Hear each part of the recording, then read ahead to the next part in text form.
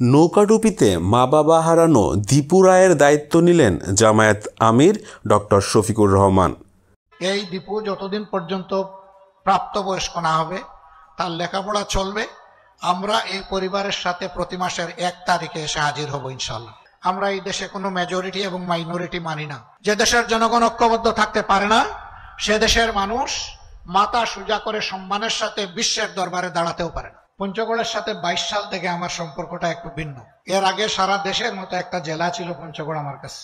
22 সালের নৌকাডুবিতে যখন আসলাম এই সংখ্যা কি 72 না 82 ছিল? 72 ছিল। আমরা চেষ্টা করেছি ক্ষতিগ্রস্ত পরিবারগুলোর কাছে যাওয়ার। একটাই ছোট শিশুকে কুলে নেওয়ার সুযোগ হয়েছিল, সেই শিশুটি আজকে এখানে এসেছে। আমি বলেছিলাম যে ওরা একটু নিয়ে আসবেন, আমি একটু দেখব। এর নাম হচ্ছে দীপু। তখন তার বয়স হয়তো কম বেশি 2 বছর হবে। একেবারেই অবুঝ ছিল, কথাও বলতে পারতো না। সে ওই দুর্ঘটনায় মাও হারিয়েছে, বাবাও হারিয়েছে।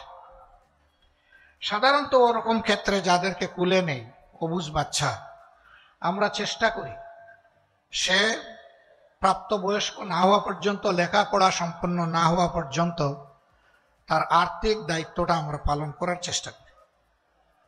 কিন্তু আমি দেখলাম যে আমরা যাওয়ার পরের দিন এই এলাকার তৎকালীন সংসদ সদস্য এবং তার স্ত্রী গিয়েছেন। তারা গিয়ে বলেছেন যে এই বাচ্চার দায়িত্ব তারা নেবেন। ভালো, সমস্ত ভালো কাজ আমরা করতে পারবো না, সবাই মিলেমিশে করার মাঝেই কল্যাণ।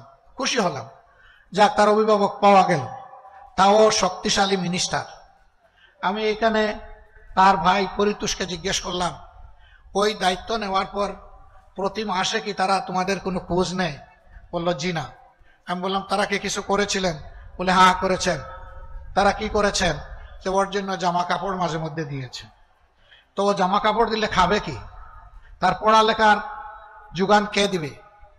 আলহামদুলিল্লাহ আজকে আবার তাকে একটু কোলে নেওয়ার সুযোগ হলো। এই দীপু যতদিন পর্যন্ত প্রাপ্তবয়স্ক না হবে তার লেখাপড়া চলবে।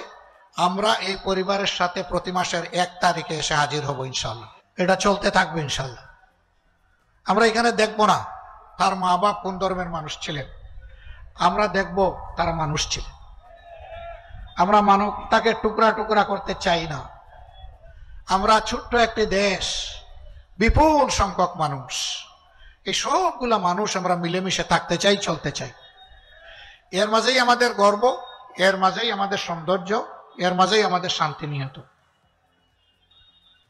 আমরা নৌকাডুবিতে মা বাবা হারানো দীপু রায়ের দায়িত্ব নিলেন জামায়াত আমির ডক্টর শফিকুর রহমান। 2022 সালে পঞ্চগড়ের করতোয়া নদীতে ভয়াবহ নৌকাডুবিতে বাবা মাকে হারানো শিশু দীপু রায়ের লেখাপড়াসহ যাবতীয় খরচের দায়িত্ব নিয়েছেন বাংলাদেশ জামায়াত ইসলামী আমির ডক্টর শফিকুর রহমান। সে ঘটনার 3 বছর পর বুধবার 26 ফেব্রুয়ারি পুনরায় পঞ্চগড় সফরে যান জামায়াত আমির।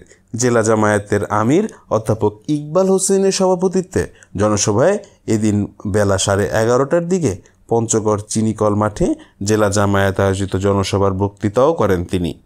তবে সেই ছোট্ট দীপুকে ভুলে যাননি জামায়াত আমির ডক্টর শফিকুর রহমান। তিনি আবারও দীপুকে বুকে টেনে নেন।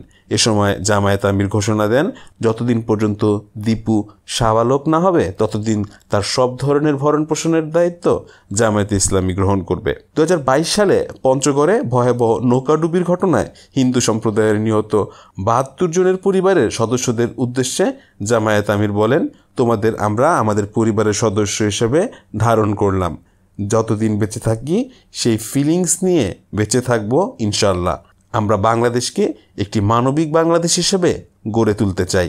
এ সময় তিনি নৌকাডুবির শিকার এক পরিবারের 2 শিশুর সাবালক হওয়া পর্যন্ত পরিবারের পাশে দাঁড়ানোর কথা জানান এবং আমরা সবাই তাকে এই বিষয়টির জন্য অনেক অনেক বেশি ভালোবাসি এবং শ্রদ্ধা করি। কারণ ডক্টর শফিকুর রহমান প্রত্যেকটি সময় দুস্থ মানুষের পাশে এসে দাঁড়াচ্ছেন। দর্শক বন্ধুরা, ভিডিওটি ভালো লেগে থাকলে অবশ্যই লাইক করবেন, কমেন্ট বক্সে কমেন্ট করবেন এবং সাবস্ক্রাইব করে আমাদের সাথেই থাকুন। ধন্যবাদ।